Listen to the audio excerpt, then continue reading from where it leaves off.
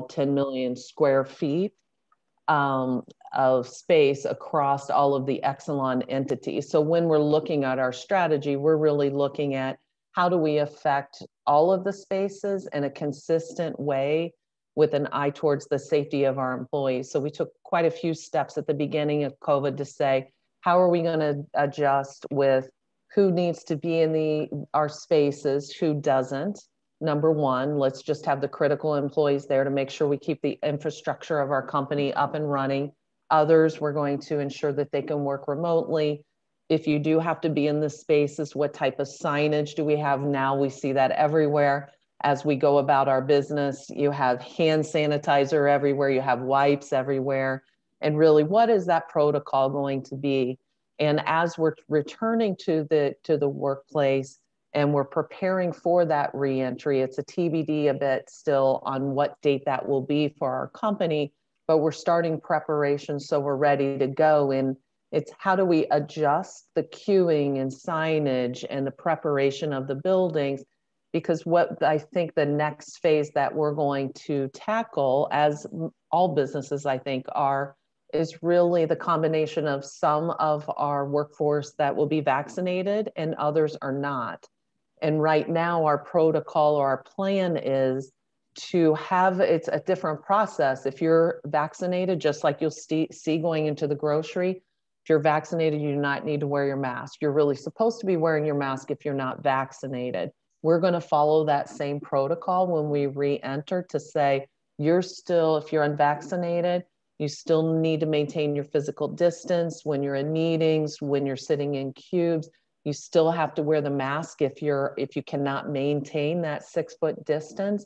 But then you have also the other folks that if they're vaccinated, they get to go about their business in kind of that normal phase. So I think the level of complexity, and I can speak more about it as we go through this today, is how do you work with those two groups and keep a cohesive, diverse, inclusive team operating and feeling as if they're one when we really have kind of two different camps of people, and it may create a division in some regards. And that's what we're talking a lot about internally, is how do we continue to be inclusive when we really kind of have this exclusive piece to it. It may be, it's a person's decision, but nonetheless, it creates a division. And we need to be really thoughtful about how we communicate that and how each manager works through that as we return to the space. So that's really the thing that's top of mind for me as we start to invite employees back to the space, most likely later this year. Thanks so much, Michele. I'm going to next move to Kate. And Kate, you actually bring not just a local perspective, but you bring a national perspective and an international perspective. So as you introduce yourself, if you can talk a little bit about the work that Gensler and you have been doing in this space, both locally, nationally, and internationally. Sure, happy to. Hello, everyone. Happy to join today. This topic has been my life and the topic of life for pretty much everyone at Gensler, but for me personally, I was asked probably last April by our regional managing principals to take on a role as Gensler return to office leader for our Southeast region, which the Washington office is part of. So I've been very involved in our firm's efforts. Like Michele is discussing, we have our own to deal with. But on the parallel to that, I am a leader in our consulting practice. And so working with our own clients on not just their returns to office, but our sports practice, hospitality, retail. We work in many sectors, but we're gonna focus today on the workplace. So so Gensler as an organization, we started very early with setting global policies, and they were centered on, science-based, which has been something that we have all learned as we've gone along. But we set global standards for what would keep us at home and what would be the kind of the trigger to go back to the office. We never set a date. It was only about these thresholds that were about community health, spread, that kind of thing. And until vaccination became part of the picture, it was always wait and see. And our clients had, many of them had been in the same boat, but then many had also been in the same case as Pepco, where you have people that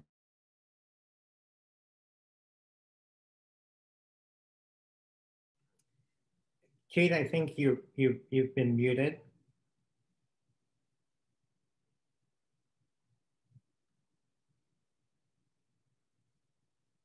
Kate, I think you're muted. We can't hear you.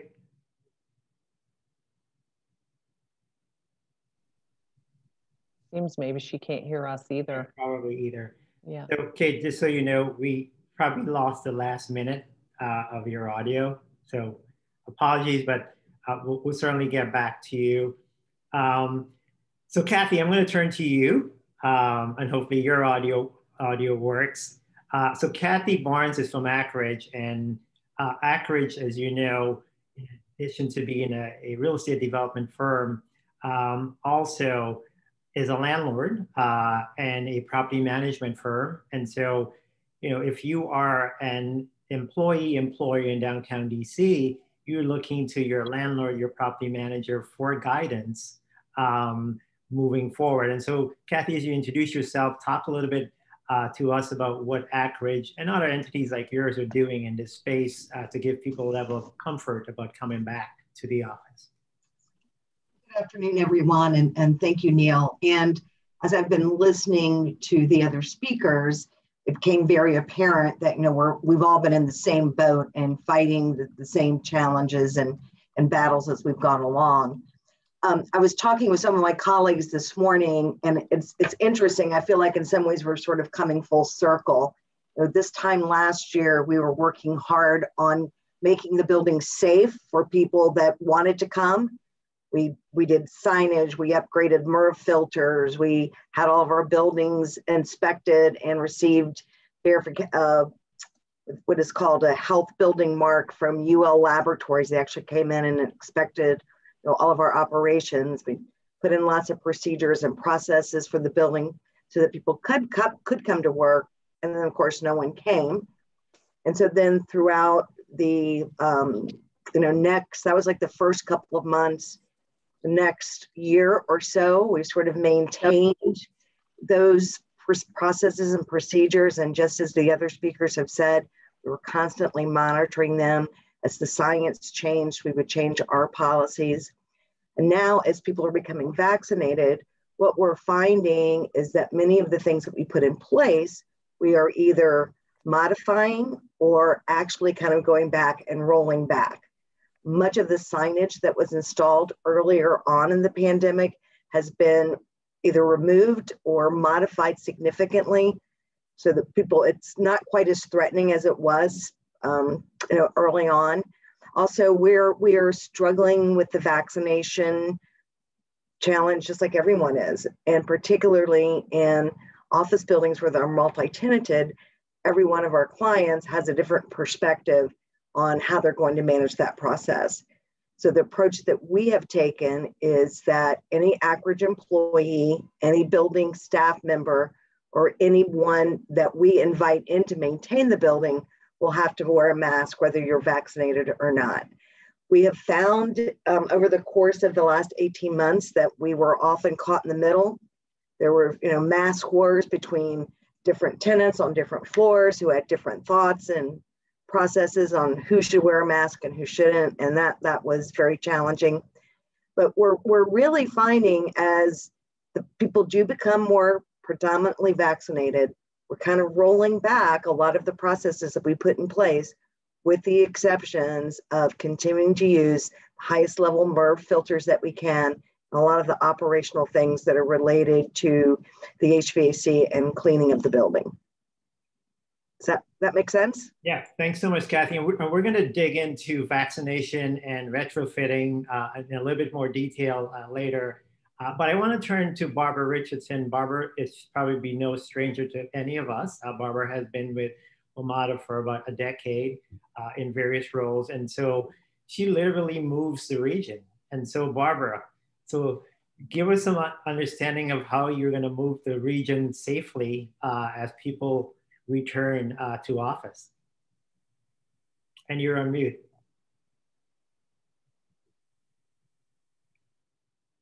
There we go. Thank you. This is really an opportunity for us to be able to let people know kind of where we are in terms of service. But we've been operating under our own pandemic plan since January of 2020, and we've operated throughout the entire pandemic because we played a really essential role in getting workers to where they need to be, and particularly in the beginning, the healthcare workers and all the grocery store workers and so on. So a lot of our team has been out there. You know, 80 to 85% of WMATA's 13,000 employees have been on the job working. And our goal has always been to protect them and to protect our employees, but to also try to stay ahead of the demand and to literally, as you said, Neil, keep the region moving. And so we really stayed in touch, did a lot of research, have been observing, and have been gradually adding back service, and in a little bit of a different mix as well, because there was a heavy reliance on bus service and in fact, the bus service is probably at about 50% of our pre-pandemic levels. So we've added quite a bit of bus service back, in particularly in June. And in fact, we are running buses you know, to 2 a.m. and then sometimes it goes a little longer to get to the end of the line. And also on the rail side, thank you for that chart. And the comment is accurate. We're starting to see a gradual comeback on some of these numbers. So gradually up about 20%, but the mix is different. And the times in which people are traveling are different. We've seen more on the leisure, not your typical 9 to 5, but also during the work, we've seen different times that people come in. For instance, they may come in a couple times a week at about 10 and maybe leave at 2 o'clock in the afternoon. So what we're doing is, if you will, more of an even service level and trying to create what we would call a walk-up. So you know, every 10 minutes, there's going to be a train on that line. So we've gradually added back. We've added back quite a bit of us. We're at 2 a.m. And on July 18th, we're going to go to midnight on rail. And in the fall, we're going to go to 1 a.m. because we know that the nightlife is picking up. People are going to restaurants. We're seeing more of the hospitality industry growth. And so we're trying to also match that, support the region, support the recovery, and continue to follow, you know, the mayor, the governors on their plans, as well as be in step with the CDC. For instance, we put a mask requirement on the trains and buses before it was required as a step to try to get people more comfortable and back on. So that's some of the things we're doing, but also I want to make a little pitch here because we're also working to make it easier and to give people a reason to convince them that the product is better. And before the pandemic, we had a lot of ridership growth because we had made a lot of infrastructure investments and we had a lot of growth there. So we were able to, during the pandemic period, launch mobile apps so that it's contactless payment on your Apple or your Android. 93% of our riders have phones that they carry around, so that makes it easier. New fare gates are going in, plus the board approved a series of fare adjustments There will, starting in this fall, no fee on transfers between bus and rail, more of a seamless one system. And to capture more of that leisure travel or weekend travel, we are going to introduce a $2 flat fare on the weekends. So we should be able to get a lot of family traffic. And then a new kind of welcome back pass, so we're trying to do all these other things to make it not just have the right service level out there, because we're at about 85%, and in the fall we will probably be about 95% of where we were in terms of service after Labor Day. So those are some of the things that we're doing. Barbara, that's good news for anyone who is thinking of coming back to work. So I can tell you personally, I've ridden the Metro over the last week or two. Metro is clean, Metro is safe. Everyone wears a mask in it, so it makes you feel at ease while doing so. So keep up the good work. I want to ask each of you, so that we could be specific for our audience, about your vaccination policies, your mask policies, and then any changes in infrastructure that you're making within your organizations as people return to the office. And so let me start with you, Kate, because I know you got dropped off. What are you seeing in terms of vaccination policy for organizations that you're consulting with? As you can imagine, it is highly varied. Gensler's approach is we have a 100% vaccination policy to come back to the office. And because of that, it lets us not, as Michele said, it lets us not have some of those physical proximity and mask restrictions. One thing that we did, and I give all the credit to our office co-director, Francisco Gonzalez, he brought on 2 consultants early on to help us not only, so I mentioned Gensler had a very extensive set of protocols and procedures. We had something like a 60-point checklist that included our building managers and different types of requirements. Oh, you've got to be kidding me. We can hear you. Or not. Okay, so let's, so Michele, why don't we go to you? I know Kate has some challenges with this storm. Sure. So for us, I like the idea of what Kate just said about everyone having to be vaccinated, but that is not the approach that we've taken at Exelon/Pepco. We do have a site where folks that are vaccinated, they can register and let us know when they had the vaccination, whether it was the 1 or 2 dose. We've now followed that up with proof that you've received the vaccination. So you will upload the image of your card just so we have that and really kind of stake in the ground. But it is not required that you disclose that information to us. It's not required that you have the vaccination. And that's really kind of our stance at this moment. I'm sure that we're going to continue to evolve and adjust as we watch for things in our environment, but that's where we're at the moment. And that's really then what drives that complexity. It's something we can definitely overcome, but it's not something to take lightly as you reopen your spaces, to really manage through that in a respectful way, where what we're looking at now are the signs that we have in place. There's almost what I'm envisioning, we're meeting on this next week, is a sign that says, if you're vaccinated, ignore these signs, almost that simple.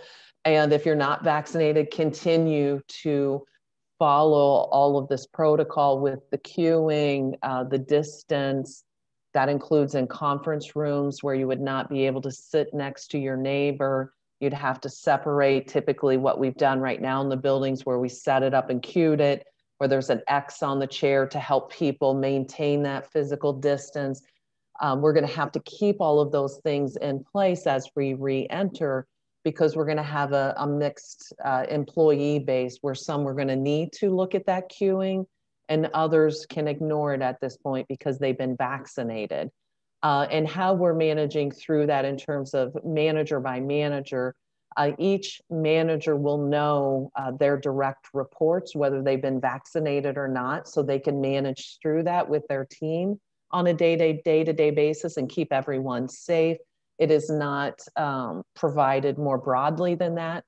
Certainly, I would say that that won't be that hard to figure out when you look at people and how they're going to be spread out or not to figure out who's who, but it's not going to be formally disclosed other than to that direct manager so that they can work through that with their team. In addition to that, we do have stickers that we're calling It's Time stickers. And if you've shown proof of vaccination, you receive one of those stickers and you put that on the back of your badge. So if for some reason there's a question, that person will have that proof also on their person as they're going through their day, if in case there's a question there. With regards, I think the other piece was more the infrastructure. We initially with COVID, HVAC was, I'm sure that really anyone here can attest to that. One of the things, in addition to where's my hand sanitizer and where are my wipes, where are my masks, the next one was, what about the airflow in the buildings? And so just as others have talked about, we had an environmental company come in to many of our facilities just as a second set of eyes to make sure we were adjusting the airflow as much as possible and moving to a MERV filter that really suited that HVAC system. So we had received a lot of feedback, like, why aren't you moving to the MERV 13 or 15?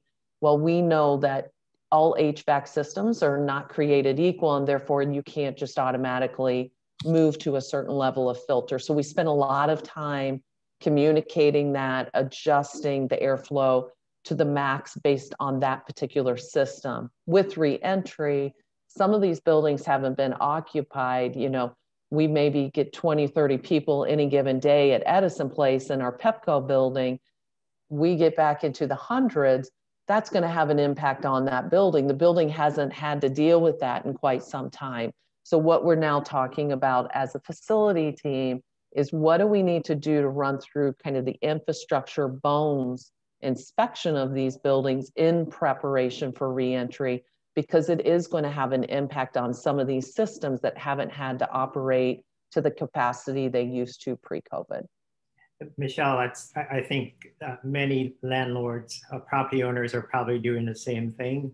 In addition to taking inventory, taking a look at their systems. I know in the building that we occupy, some of that has already started.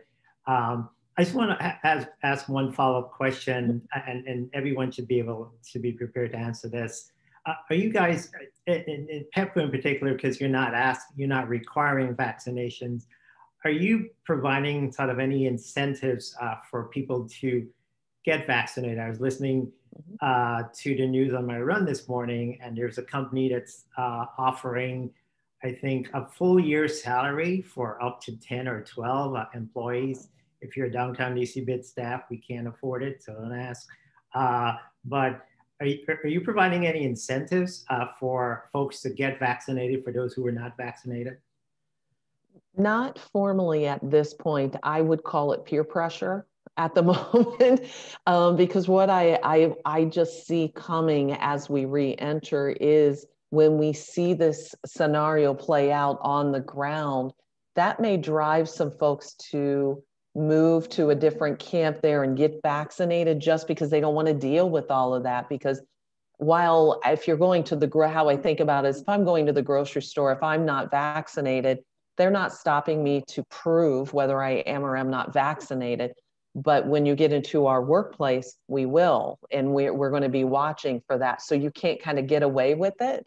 And so that might kind of force some folks' hand where it's like, I don't want to keep wearing that mask. I don't know when you'll stop requiring that. So if I want to get out of that boat, I'm going to get vaccinated. So I think it's more of that if they want to stop having to follow that protocol, they may kind of push themselves into that place. But we're not offering a full year salary, which sounds interesting, but we're not doing any of that yet.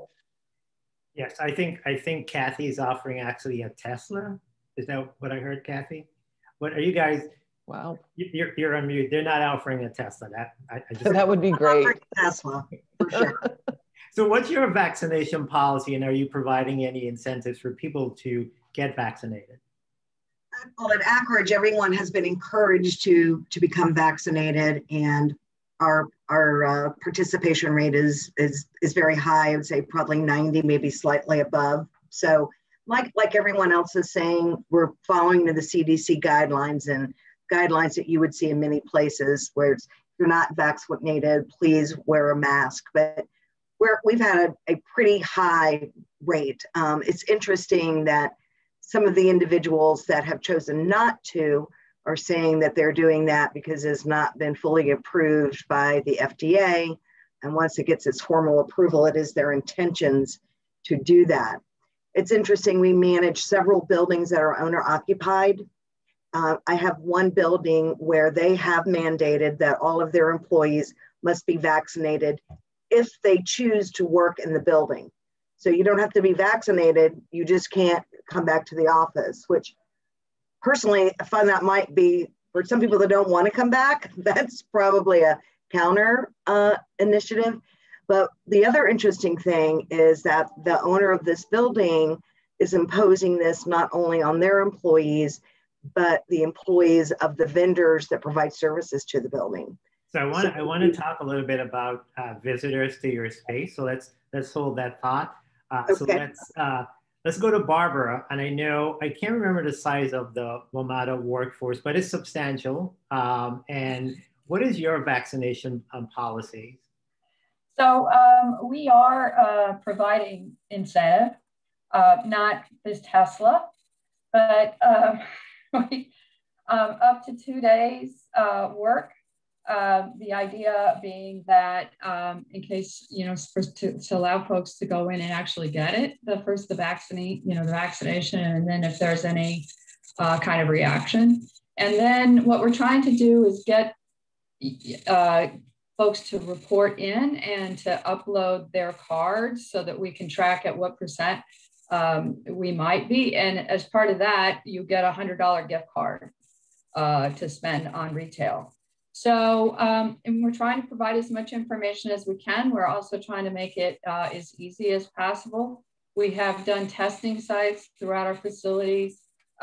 We did work with FEMA to have a location at the state, at one of our stations where a vaccination center. And so we worked with them and they allowed folks to come in to get vaccinated of ours. So we're doing all that we can. But similar to the other panelists, because we have people coming into the building and we have had people coming into our offices and all of our facilities in this different in-between stage, they're still wearing masks if they're out in the open. If you're in a discrete place or a discrete work location or in a discrete office, you don't have to. But we're still asking that you do that, just as we are, in sync with the CDC guidance on the buses and on the trains too. So it's similar. But we're hopeful that, through providing these incentives, that we get more people vaccinated. So I do want to do a shout out to the mayor, who is offering a year's travel on Metro as one of our incentives.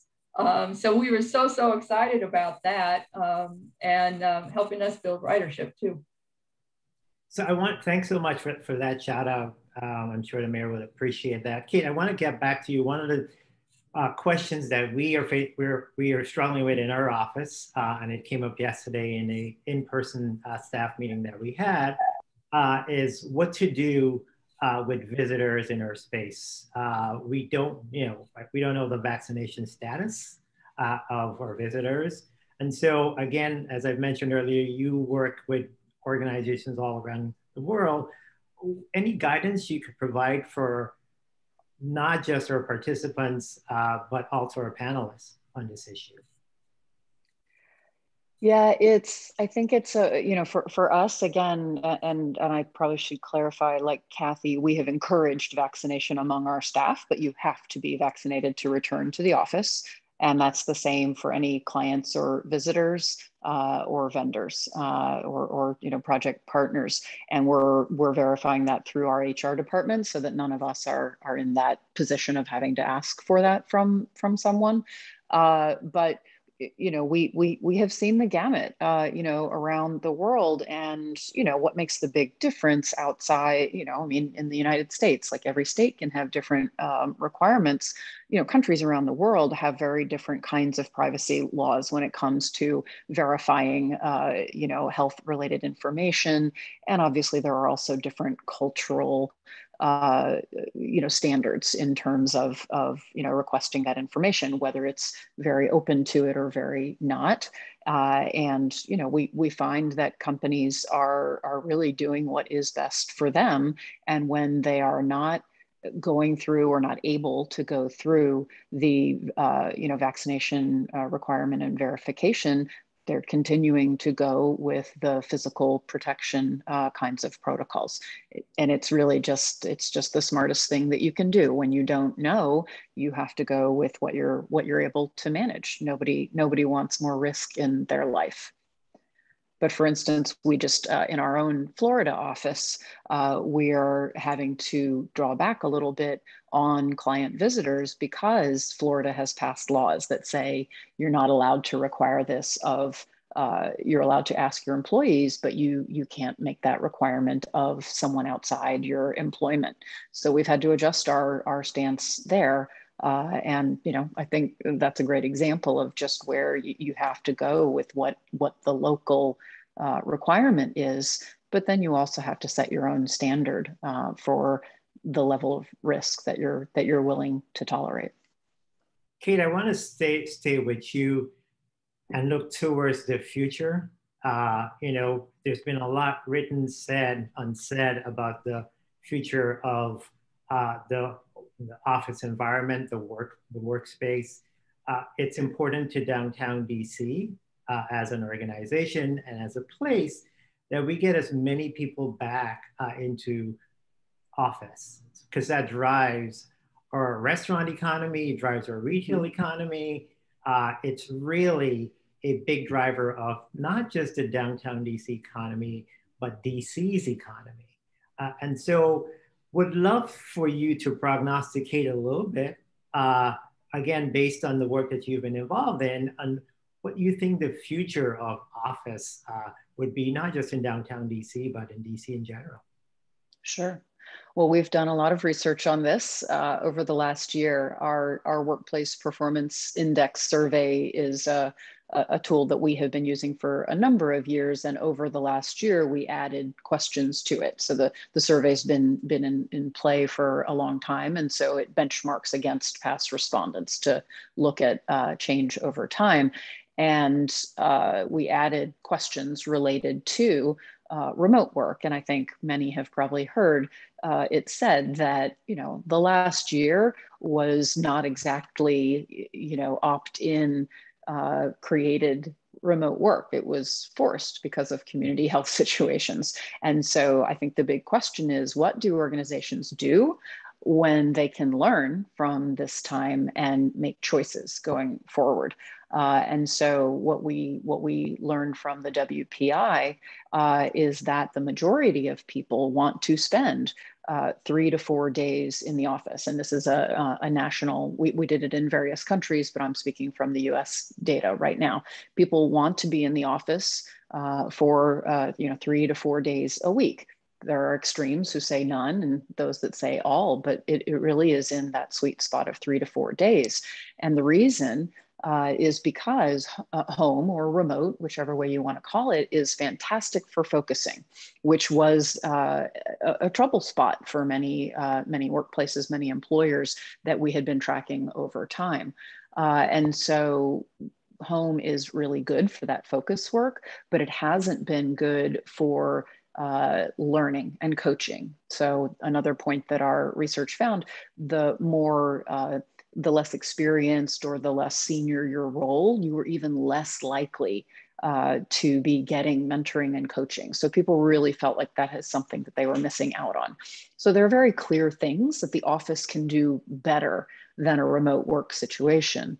And so through things like the Workplace Performance Index survey, we're doing focus groups, we're doing workshops, we're doing one-to-ones. I mean, we're engaged with clients on multi-level discovery to understand, you know, what worked about your workplace before and what did not. What has the pandemic work from home experiment been, and how can you put this to use going forward? I think the mental health aspect and well-being is something that has been, you know, a real trouble spot, and that people, you know, are recognizing that while there might have been things about their office that weren't perfect, this isolation and this disconnection from people and from, you know, the joy. There can be joy in work, and people's disconnection from that has really has not been a positive. So people are taking this moment to rethink. And I think the smartest organizations are not just jumping back to, okay, this is it, we're going to do this. They're really thinking about it and using this, you know, it's kind of a transition time. A lot of people put the fall out there as a marker, and that's fine.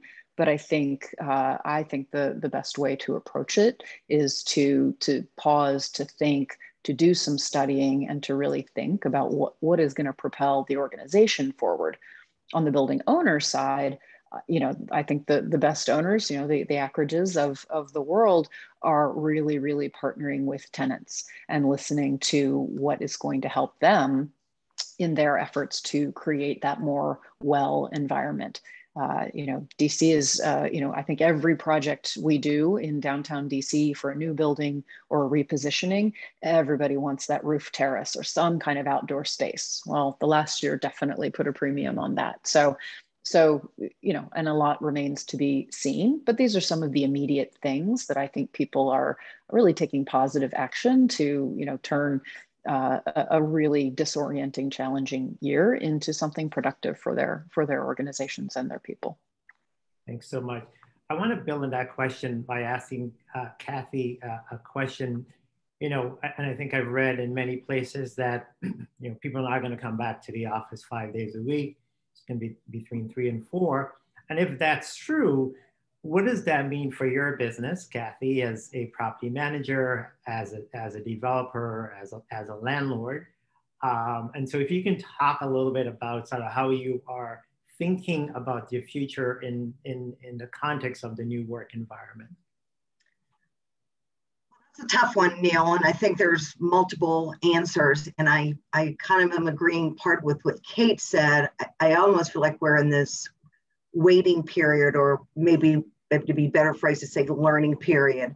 I think Barbara mentioned when she was talking about people coming back on Metro, that they're seeing that, you know, it's not everybody's on there at 8 and everybody leaves at 5. It's more spread out throughout the day. I'm curious, and my personal thought is that people are going to use the office in different ways. I agree that it's probably not ever going to be, every building is going to be 99% full 5 days a week. It's probably going to be some hybrid, as Kate said, maybe 3 to 4 days a week. But I also think it might be, maybe there's a father who wants to coaches t-ball, so he's going to work from 6 to 3. Somebody else has got an elderly parent that they're going to take care of, and so they're going to work from noon to 6. And so I think the times that you see the office buildings being used, and particularly when you partner that with the flexibility that companies are going to seemingly have to offer their staff to get them to come back and to keep workers, I think we're going to have to relearn what it's going to take to operate these buildings. But I think it's going to be an expanded use, which in many ways could be good.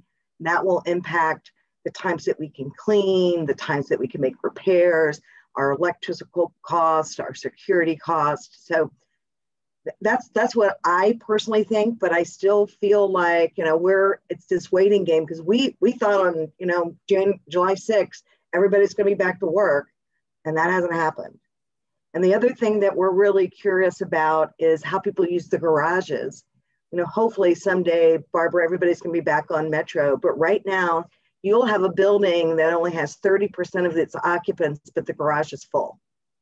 Whereas before, you know, it would have had 100% and the garage is full. We're to the point in some buildings where even with this low occupancy, the garage operators are having to stack parking again. So some really interesting things going on and how that all shakes out. So Neil, I feel like we're in a learning period, but I think it's going to be slightly different than it has before. Thanks for that, Kathy. And I promise you, I'm going to get to sort of more optimistic questions in the time frame that we have. And I want to take some questions from our audience also. But Barbara, I have to ask you this question. You know, WMATA, even before the pandemic, you know, was seeing some losses in revenues. And what has the pandemic done to either accelerate the fiscal situation of WMATA? And then what would it take to bring you guys back to fiscal stability? This is your opportunity to make a pitch to whoever might be listening that has policy-making abilities here in the DC region. Right, so we have been very fortunate to have received recovery funds 3 times from the federal government on the transportation side. And our congressional delegation, you know, was instrumental in doing that for us. So your chart really showed what happened. You know, our ridership went down on the rail side to about 12%. People who came in had to do, or who were taking trains did. The bus side had a little different reaction. Like I said, we're at 50%, and we're having a pretty good you know, bus ridership. And I will say, we're optimistic about, you know, the gradual, so I'll be optimistic. We're about gradual return. And I think that we're all in a pattern of, you know, getting research, trying to react, but trying to get ahead of it and trying to understand how the marketplace will change. And I think, you know, continued investment in Metro is key. The region came together to give dedicated funding for capital improvements. And before the pandemic, we were experiencing ridership growth for the first time in a long time. I mean, we were really, and on-time performance exceeded over 90% customer satisfaction. So it showed us what is possible when you deliver good service, have the investments there, and you know, the region really was seeing a return on the investment. So we need to work, literally, we're going to need to work with the region's leaders and developing, and we will be, you know, going through strategic planning processes with our board to figure out what's the right service, you know, what is tomorrow? What is tomorrow going to be for us, and how do we really literally build back up? I appreciate that. So I want you guys to pivot in your thinking a little bit. And so it's 2022. I don't know what month it is, but it is 2022, and people are, you know, back in the office at some level. What are you most optimistic about your office in 2022? What are you excited about 2022 in your return to office campaigns? So Kate, why don't we start with you? Sure. Well, we're already seeing, you know, so we've been gradually bringing people back since May, and right now we are clear to have, you know, nearly our full, you know, 320 person capacity. But you know, vacations and people are kind of getting their head into it. I feel like the excitement that people get when they come in and they see someone who maybe they didn't work with on a project all year. And so they really didn't have a lot of interaction with them. And the emotion, I think, of those reunions is really beautiful, and I think really takes people a little bit by surprise. And I feel like once we you know, once we get past this next transition, the last one was super sudden, and now this one is, you know, is taking longer. What we're seeing is the work is coming alive on the walls and the screens. And, you know, we have a lot of in space, right? We have a lot of stuff, you know, stone and glass and metal and all those things, you know, our digital tools, you know, getting people back into the, you know, our virtual reality headsets and, you know, working together. And like I said, that joy is palpable. And I think that that's something that's been missing. So what I see seeding right now as we start to, as we have people back and more come back is, yeah, I hope the joy is entirely back. And I think we did a leadership group exercise a couple of months ago, and the number one, you know, broke everybody out into groups and, you know, did it all on Zoom and used Miro. If people haven't used that, that's become kind of our lives over the last year. Online whiteboard, and every group in some way or another talked about empathy, and that you know, and that in the last year plus, you know, we've seen, you know, you can see my bobbleheads and my messy cookbooks behind me after my technology, you know, blew up several times. So forgive me, but I think maybe we're a little more patient. Hopefully, we're a little bit more appreciative of people's lives that are, you know, not always nice and neat and clean. So while we get that kind of job, work, joy and excitement back, I really hope that we will also have appreciation for each other as people, and that it can really drive, you know, more inclusive organizations when you really have that view into, you know, the good and the messy of people's lives. And that's been a, you know, kind of a surprising outcome of the difficulty. Very well said. Michele? Yeah, I would tend to agree with Kate. You know, I think people will be excited to reunite.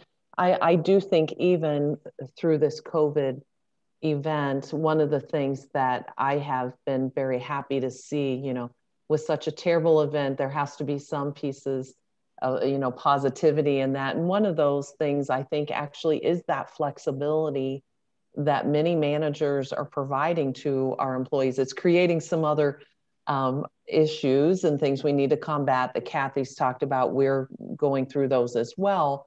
But what I'm so happy about is that for years, there have been many managers that I always call it, they have to see their eyeballs. And quite frankly, I think in some regards, you start to lose some of that good talent that can go elsewhere and get that flexibility and operate. And what it's forced all of us to really think through is that those individuals can work remotely, be very productive. And, you know, they may have been working more hours, which is a different problem, you know, for people's health and well-being, but people can work flexibly. They're adults, you know, we can trust them, they get the job done.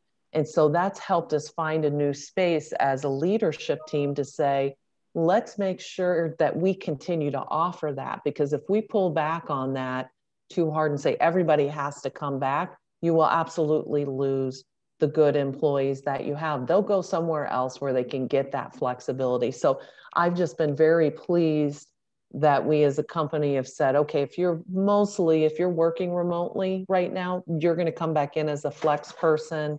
The number of days will vary on really what you need to do with your manager to get work done, to interact with teams and move forward. And I think that's a very, very positive point that's been put on this for all of our teams across the companies, and where we've seen it out, like Amazon, for instance, wanted to bring everyone back more from an economic perspective. They very quickly heard from their employees and have pulled back a little bit on that. So I think we just have to continue to monitor what's happening out there, recognize this really is the flexibility is what our employees want, not one side or the other, flexibility, and make sure that we're managing through that in a very thoughtful way. And then also giving them what they need in the work environment, because I would contend that as we start to continue to learn, as they're coming into flex, they're coming in to meet their peers, their teams, and really work and collaborate. They're not coming in necessarily, the bulk of them, to do what I call heads down work. That means as we move forward, you need more collaborative space. So maybe you say, I need as much space holistically, but you move away from the use of cubes and more collaboration so that the team members, as they're flexing in, can utilize that space in a much more efficient and effective way. And I think for me, I love to see that. I think we should have been there years ago, quite frankly, and it's forced our hands. So I'm really looking forward to watching that play out, to see people kind of move in and out, and what their behaviors and how they work as a team, how those change as we allow our employees to have that as we move forward. It's a very exciting time to me. I agree. Barbara, what are you guys looking forward to in 2022? What does it look like for you? Right. So I think, we'll see a gradual rebuild. I hope that we experience, just as we're all hopeful about the good in the humanity of the office environment, a comeback of the vitality on the street and in our cities, and the vitality on the trains and the buses and the life, that was so vibrant, that we see a gradual return of that. I see some of that. I see, I'm out and about, I'm at the restaurants. Being a foodie, I have to be out, so I got to eat out at restaurants. I see some of that, and I think that same kind of livelihood and spirit is certainly what we hope for. But also we, are doing all that we can to build back the ridership, and as I mentioned earlier, entice everyone to come back and relax and sit back and read a book, and we'll get you there. Good advice, Barbara. Kathy? I agree with everything that everyone said, the flexibility, the vitality of the city, getting back with your coworkers. And I'll have to tell you, I am shocked that I'm going to say that I look forward to getting back to going to awards dinners in person, and not on a video or a panel like this, attending it, over coffee in the mornings, those sorts of things, or taking a client out to lunch. So just really not only engaging with each other, but sort of having our community come back together and be more interactive and cohesive than it has been over the last 18 months. So lots to look forward to, Neil. You are so optimistic. I am optimistic. I'm looking forward to having our staff around us. There's an energy and excitement that you get from creative people in the same space that I don't get on Zoom or any other platform or anything. And so I think having people back in some permutation would help with the creativity, at least here in the downtown DC bit. So I was scanning the Q&A, and I think we answered all the questions in one way, shape, or form. I just want to take this opportunity to thank you guys so much for doing this. I think this is very informative. Again, this is one of a 3-part series. Our next webinar will be on August 5th, where we will talk about culture and entertainment and conventions, which is a key part of the downtown DC and the DC economy. So please join me in giving our panelists a virtual round of applause and thanking them for all of the suggestions and recommendations that they've made. And just to let everyone know, we will be posting this online. So if you missed any of the information that was provided, it will be available online. So thank you so much for joining us, and we'll see you guys again soon. Thank you so much, panelists. Thank you, Neil. Thank you, Bid. Take care.